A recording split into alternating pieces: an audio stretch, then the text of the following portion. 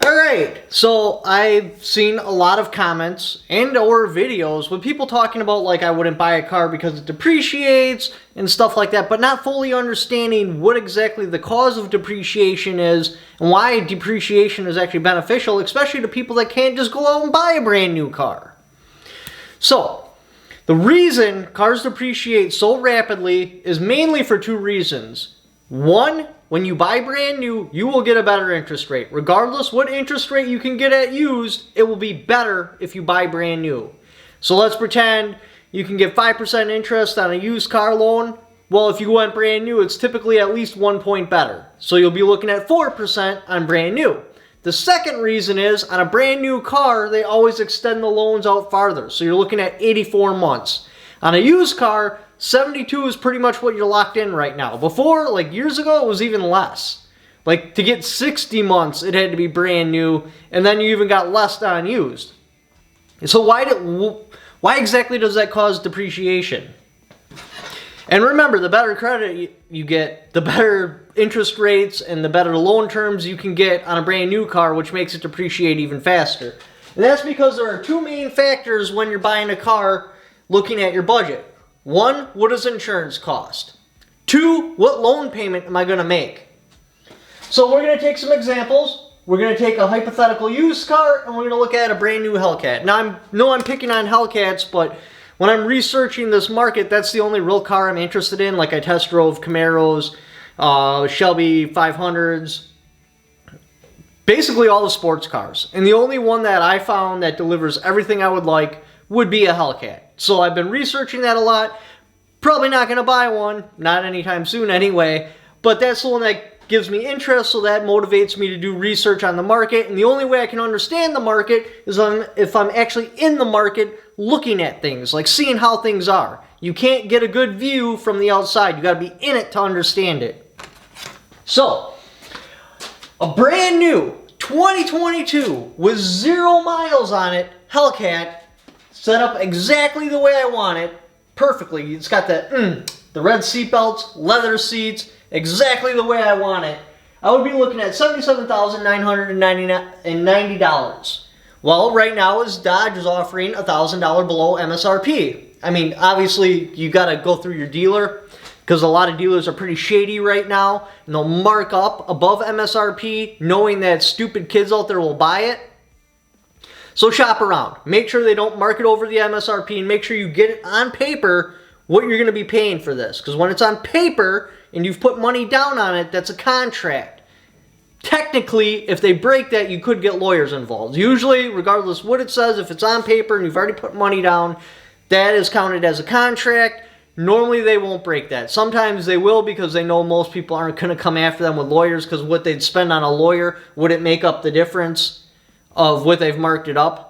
But generally, most people will honor that if it's written on paper, you've placed your order, and you've also put money down. If you haven't put money down, that's not a contract, that's just an agreement, and agreements are easy to legally break. But if you actually have it, like, put money down on it, the price is on paper, you're good to go. That's basically what you're going to get it at, period.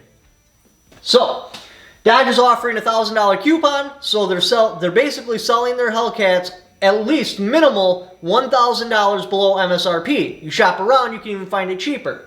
But because anybody can get the $1,000 below MSRP, I'm going to include that into the price. So now we're looking at $76,990. Well, in my particular case, on my car, I have roughly about $7,000 in negative equity. So that would bring the cost up to $83,990. Okay? On a brand new car, now, I know I can get this interest rate. It's been offered to me several times. It's not a problem to get it whatsoever. Yeah, if I shopped around, I could do better, but I know without a doubt I can get this interest rate, so that's the one I'm using. On a brand new car, I get 5.5% interest, and I'd be able to run the loan for 84 months. That would be a payment of $1,206.94. That would be my monthly payment on that particular one. As you notice, here's a loan calculator.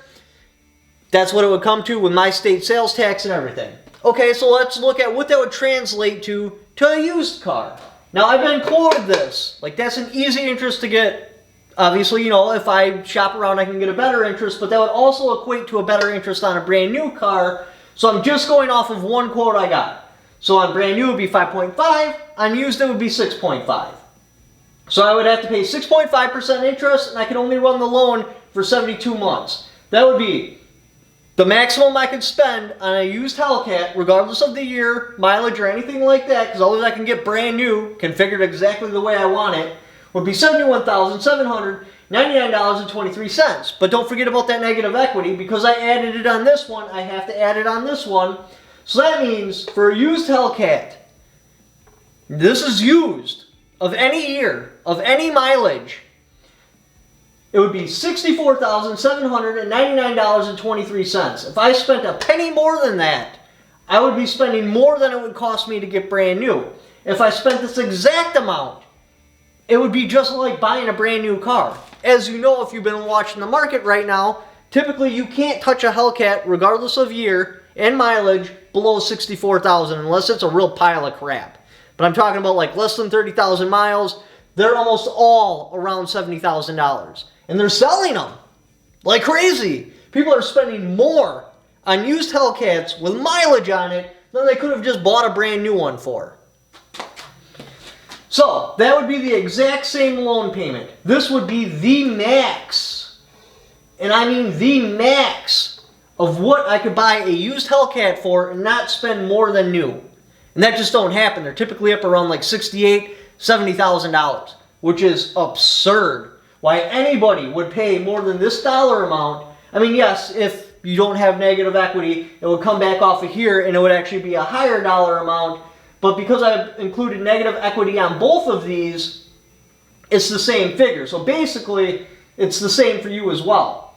So anybody that would spend more than $64,000, because remember, the negative equity is irrelevant because I put it in here. And it made this price higher, which gave me that payment.